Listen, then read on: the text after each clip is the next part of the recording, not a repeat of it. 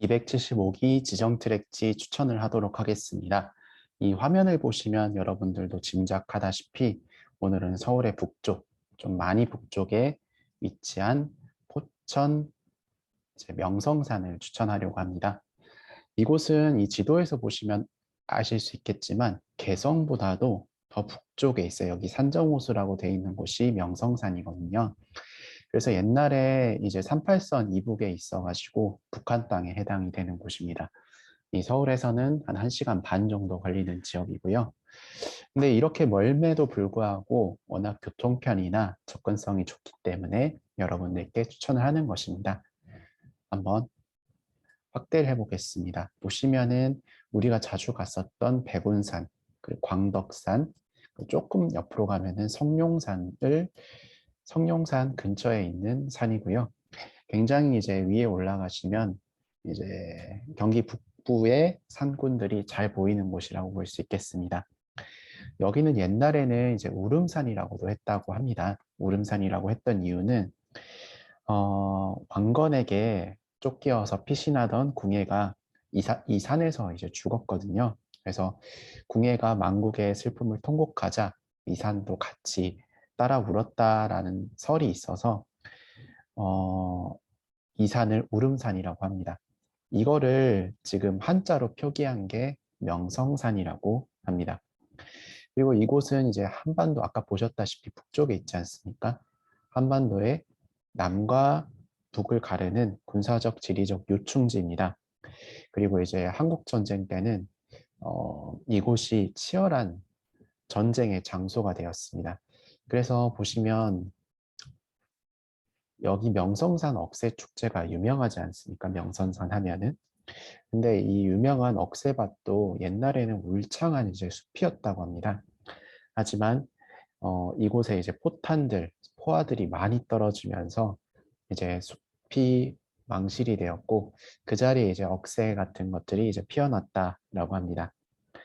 그리고 요 산정호수는 저도 궁금해서 이제 찾아봤었는데 자연 발생한 건 아니고요. 일제시대 때 만든 농업용 저수지입니다. 그리고 그 국내에서 겨울 온천 산행으로 유명한 곳 5군데가 있는데 그 중에 한 곳으로 꼽히는 곳입니다.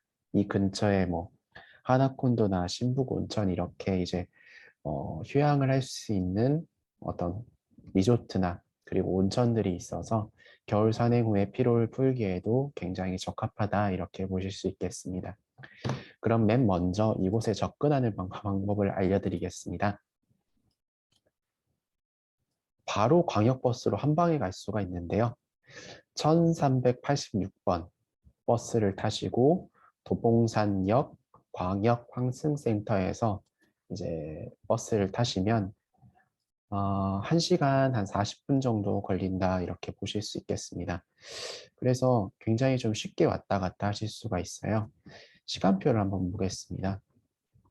시간표는 이런 식으로 한 40분에서 30분에 한 대씩 배차 간격이 되는데요. 우리 토요트랙을 한다라고 생각을 하시면 도봉 환승센터에서 7시 5분 차나 7시 45분 차를 타시면 9시 30분이나 10시 10분에 도착하기 때문에 이걸로 이제 트랙을 진행하실 수가 있고요. 반대로 끝날 때는 2시 50분이나 3시 30분, 4시 10분 버스를 타고 오시면 4시 40분이나 5시 20분, 6시에 서울에 도착을 하실 수가 있습니다. 그래서 좀 굉장히 좋다 이렇게 보실 수가 있겠어요. 그리고 가족과도 같이 가기가 좋은 게 겨울에는 이 호수가 꽝꽝 옵니다. 그래서 이 위에서 썰매를 타거나 얼음 낚시를 하거나 이런 모습들을 많이 볼 수가 있어요. 그리고 여기 가시면 뭐 놀이동산도 있고 그리고 둘레길도 있고 유원지도 있고 그리고 이제 호텔이나 숙박시설도 있어서 이곳에서 하루를 보내시고 쭉 올라가시면 좋을 것 같습니다. 한번 구글 지도에서 한번 보겠습니다. 이렇게 호수가 있고요. 명성산은 요쯤에 있습니다. 요쯤에 있는데 이 서쪽 사면은 좀 안반이 많은 지역들이 있고요. 이 동쪽은 좀 완만합니다. 그래서 보통 이렇게 남쪽으로 해서 동쪽으로 접근을 한 다음에 올라갔다가 이렇게 내려오는 방식을 많이 취합니다. 나무 조성을 한번 보겠습니다. 나무는 이제 이 서쪽은 전에 말씀드렸다시피 유탄으로 많이 숲이 없어졌어요. 하지만 죄송합니다. 동쪽은. 근데 서쪽은 이렇게 잣나무나 소나무 그리고 편백나무 이런 숲들이 굉장히 좀 많이 있습니다. 그래서 저희가 이쪽에서 접근을 하기 때문에 겨울에도 좀 굉장히 좀 나무가 울창하다 이렇게 볼 수 있겠고요. 그리고 또 정상에 가시면 이렇게 그 낙엽송들이나 억새군락이 많기 때문에 좀 조망이 좀 잘 트여 있다 이렇게 보실 수 있겠습니다. 자, 이제 지도에서 한번 살펴보겠습니다. 전반적인 지도는 이렇게 생겨 있고요. 여러분들께 추천드릴 코스는 총 이제 한 3가지 정도가 됩니다. 첫 번째 코스는 이 산정호수에서 비선폭포 방면을 올라간 다음에 등용폭포를 따라서 억새꽃 군락지까지 올라가신 다음에 팔각정에서 한번 한숨 돌리신 다음에 삼각봉까지 진행하셨다가 다시 백하셔서 지인사로 내려오시는 방법이 있겠습니다. 이게 한 10km 정도 되고요. 일반적으로 눈이 왔거나 아니면 내가 좀 암산은 무섭다 하시는 분들은 방금 말씀하신 코스대로 가시면 됩니다. 이 구간은 위험한 곳들은 다 이제 계단이나 데크로 되어 있기 때문에 초보자분들도 진행을 하실 수가 있습니다. 이제 두 번째 코스는 어, 여기서 삼각봉에서 명성산까지 진행을 한 다음에 신안고개 방면으로 내려오는 코스입니다. 이건 한 6시간 정도 되는 코스라고 보실 수 있겠고요. 내가 명성산 꼭대기는 가고 싶은데 그럴 시간이 없다 하시면 지인사에서 올라가셔도 됩니다. 다만 좀 주의하실 점이 이 명성산에서 신안고개까지 내려가는 이 경사가 조금 위험합니다. 물론 로프가 있기 때문에 로프를 잡고 천천히 내려오시면 로프라는 게 저희가 뭐 안반 로프 이런 걸 얘기를 하는 건 아니고요. 그러니까 일반적인 등산로 옆에 있는 로프를 말합니다. 그거를 이제 잡고 내려오시면 크게 위험하진 않지만 이곳에 가기 위해서는 이제 등산 장갑이나 이런 것들로 로프를 꾸준하게 잡으면서 내려와야 된다는 점 말씀을 드리겠습니다. 각 코스별 시간을 한번 보겠습니다. 여기 이제 책바위 입구에서 등용폭포까지 45분, 네, 억새 군락지까지 여기서부터 50분, 네, 팔각정까지 30분이고요. 여기까지 왔다 갔다 하는데 2시간 정도 걸립니다.